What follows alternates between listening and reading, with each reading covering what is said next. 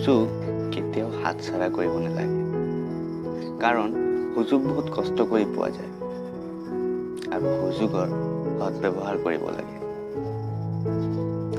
কিন্তু এই সুযোগ আহিলে গম পাম কেনেকে আৰু সুযোগৰ সৎব্যৱহাৰ কেনেকে কৰিব পাৰি?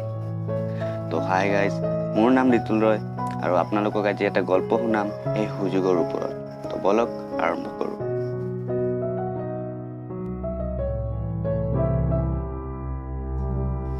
এবাৰ এজন ব্যক্তি তেওঁৰ গুৰুদেৱৰ ওচৰত যায় আৰু কয় যে গুৰুদেৱ, মই বহুত দুখীয়া, মোৰ টকা পইচা বহুত প্ৰয়োজন। মই ভাবোঁ যে মোৰ মা দেউতাই বহুত সুখী থাকক, মই যেন তেওঁলোকক লৈ বিশ্ব ভ্ৰমণ কৰিব পাৰোঁ, কিন্তু এই বিশ্ব ভ্ৰমণ কৰাৰ কাৰণে মোৰ টকা পইচাৰ বহুত প্ৰয়োজন। তেতিয়া গুৰুদেৱে তেওঁক নিজৰ লগত এজেগাত এটা সমুদ্ৰৰ পাৰত লৈ যায়। তাত বহুত সৰু সৰু পাথৰ পৰি আছিল। তেতিয়া গুৰুদেৱে কয় যে এই পাথৰকেইটাৰ ভিতৰত এনেকুৱা এটা পাথৰ আছে যোনটো হ'ল পৰশ পাথৰ, যোনটোৰ স্পৰ্শত তুমি কোনো ধাতুক সোণত পৰিৱৰ্তন কৰিব পাৰিবা আৰু তুমি সেই পাথৰটো চিনাক্ত কৰিব পাৰিবা সেই পাথৰটোৰ তাপমাত্ৰা দি। তুমি বেলেগবোৰ পাথৰ ঠাণ্ডা অনুভৱ কৰিবা, কিন্তু সেই পৰশ পাথৰটো তুমি গৰম অনুভৱ কৰিবা। আৰু এবাৰ যদি তুমি সেই পৰশ পাথৰটো চিনাক্ত কৰিব পাৰা, এবাৰ যদি তুমি সেই পৰশ পাথৰটো উলিয়াব পাৰা, তেতিয়া তোমাৰ মনোকামনা চব পূৰ্ণ হ'ব। তুমি বহুত ধনী ব্যক্তি হৈ যাবা। তুমি সেই পাথৰটোৰ স্পৰ্শত যিকোনো ধাতুক সোণত পৰিৱৰ্তন কৰিব পাৰিবা।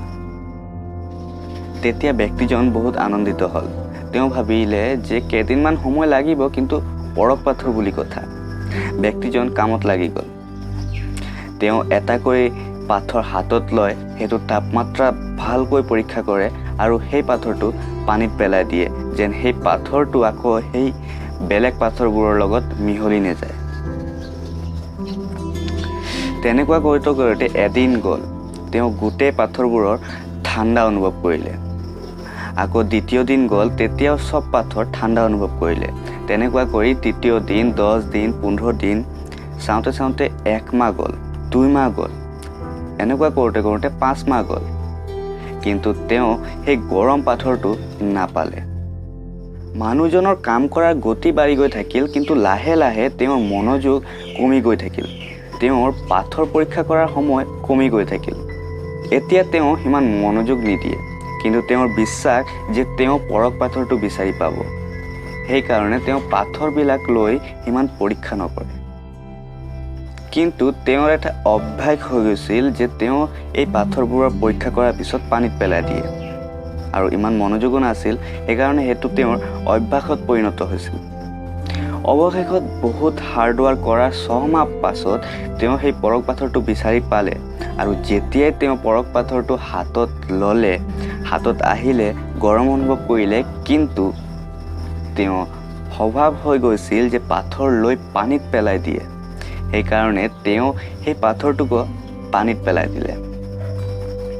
আৰু পানীত পেলাই দিয়াৰ কিছু সময় পিছত তেওঁৰ নিজৰ হাতটো ভাঙি পেলোৱাৰ মন হ'ল।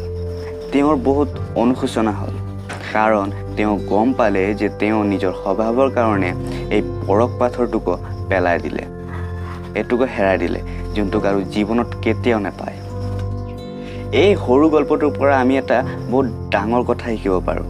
যেতিয়া তুমি তোমাৰ প্ৰতিটো দিন একদম সহজভাৱে ল'ব আৰম্ভ কৰি দিবা, আৰু লাহে লাহে সেইটোৱে তোমাৰ এটা স্বভাৱত পৰিণত হ'ব।